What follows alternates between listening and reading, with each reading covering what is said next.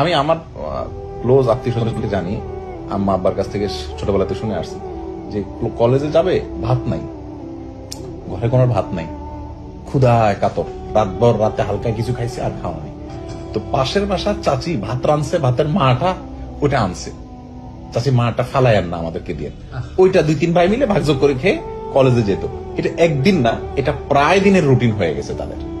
তারা এক একজন এখন ঢাকায় এক একজন অনেক বড় বড় পর্যায়ে আছে। একজন আছে সচিব, একজন আছে সাংবাদিক, কিন্তু বেশ টপ লেভেলের সাংবাদিক, সিনিয়র।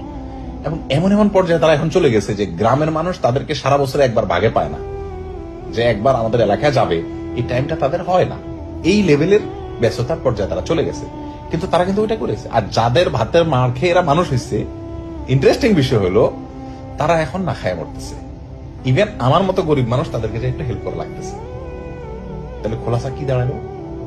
আল্লাহ সুবহানাহু ওয়া তাআলা আমাদেরকে যে প্রেসার দেন, আমাদেরকে যে স্ট্রেস দেন, আমাদেরকে যে চাপ দেন, এই চাপগুলো প্রতিটা চাপ আমার তানভীর, সে ফর এক্সাম্পল তানভীর ব্যবসা করেন, ওনার ব্যবসায়িক লেভেলে চাপ আসছে, ওনার খুশি হওয়া উচিত এই জন্য যে আল্লাহ সুবহানাহু ওয়া তাআলা কিছুটা দিতে চাচ্ছেন। কি দিবেন সেটা ব্যবসায়ী দিবেন, নট নেসেসারি। হয়তো ছেলে মেয়েগুলোকে এমন কিছু দিয়ে দিবেন, এমন এক্সট্রাঅর্ডিনারি কিছু করে দিবেন যে উনি কল্পনাও করেননি। ধরুন না, ছেলেটা যদি এখন সারা ওয়ার্ল্ডের মানে কোন একটা সেক্টরে এমন একটা অবদান রাখে যে বিশাল কিছু, তাহলে ওনার এই ব্যবসার ক্ষতি হইয়া যেটা পাইলো, তার ওটা কি দিলটা কি খারাপ হলো?